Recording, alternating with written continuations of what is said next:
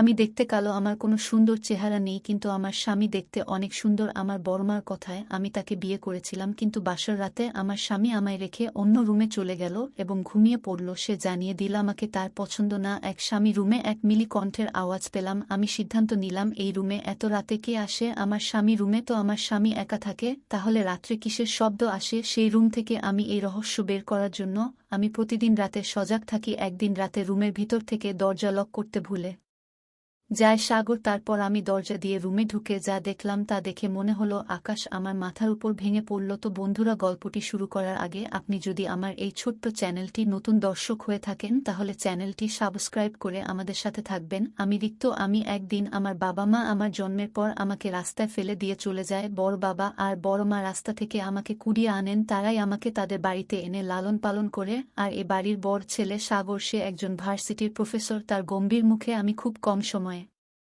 হাসি দেখি। শান্ত মেজাজে কিভাবে মানুষকে কষ্ট দিতে হয় সে ব্যাপারে সে এক্সপার্ট। আমি এবার ইন্টার পরীক্ষা দিয়েছি, কাল আমার পরীক্ষা শেষ হয়েছে।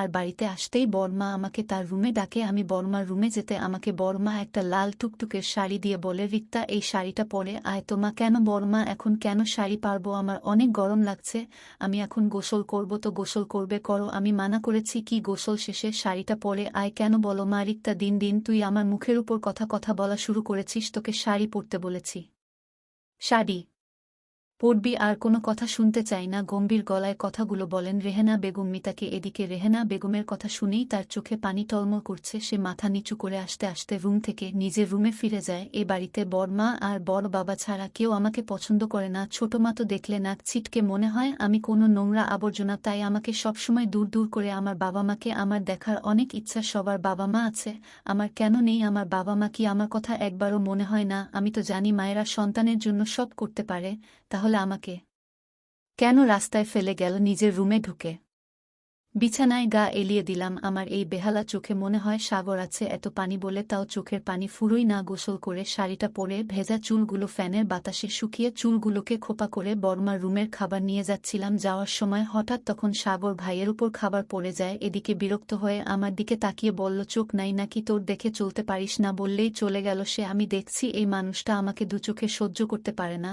আর আমি তাকে দুচোখ ভরে দেখি। আর বড় মা চাচ্ছেন আমি তাকে বিয়ে করি। বড় মা রুমে যেতে বড় মা আর বড় বাবা আমাকে তাদের পাশে বসতে বলে। রিক্তা, মা, আমাদের উপর তোর কি ভরসা আছে?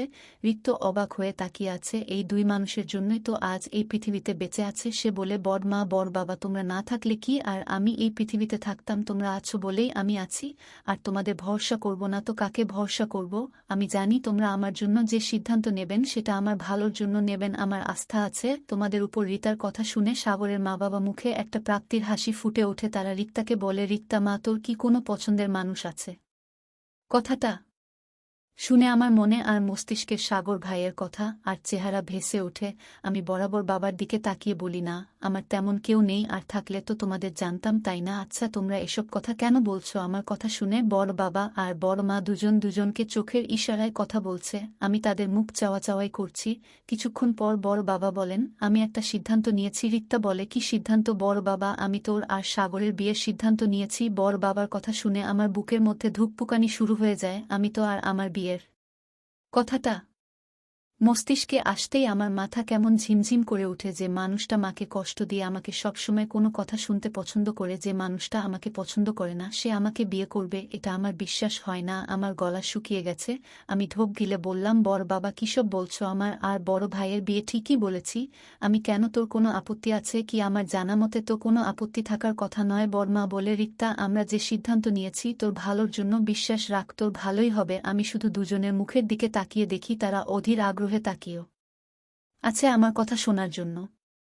আমি তাদের দিকে তাকিয়ে মুচকি হেসে বললাম, তোমরা যা করবে তাই হবে, আমার কোনো আপত্তি নেই। এরপরেই রাত 10টার পর আমার আর সাগরের বিয়ে হয়। রান্না করতে গিয়ে কালকের কথাগুলো ভাবছিলাম। হঠাৎ আমার গালে একটা জল পড়ায়। আমি চমকে উঠি, সামনে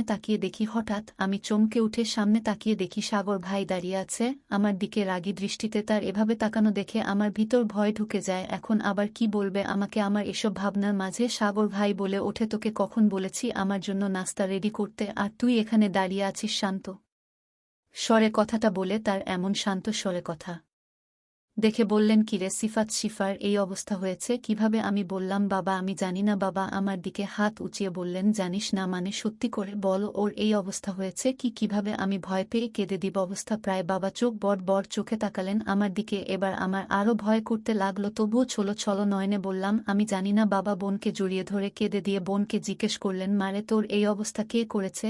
এভাবে কে মেরেছে তোকে? বোন কিছু বলছে না, শুধু কান্না করছে। বাবা বোনের মাথায় হাত বুলিয়ে দিয়ে বললেন, ভয় পাস না মা, আমি তোর সাথে আছি, তুই বল তোকে এভাবে কে মেরেছে? তোর ভাই মেরেছে? বোন কান্নার কণ্ঠে বলল, না বাবা। আবার ও জিজ্ঞেস করলেন, তাহলে কে মেরেছে? মা বলেই ফুপিয়ে কান্না করতে লাগলো। বাবা আমাকে বলল, সিফার দোকান বন্ধ করে বাড়ি আয় এখনই। আমি বললাম, ঠিক আছে বাবা। বাবা বোনকে কাঁধে তুলে নিয়ে বাড়ির দিকে হাঁটতে লাগলেন। আমি তাড়াতাড়ি দোকান বন্ধ করে বাড়ির দিকে দৌড় দিলাম। তো বন্ধুরা, আজকের মতো এই পর্যন্তই। গল্পটির পরবর্তী পর্বটি দেখতে হলে চ্যানেলটি সাবস্ক্রাইব করে সাথেই থাকুন। দেখা হচ্ছে নতুন ভিডিওতে। ধন্যবাদ।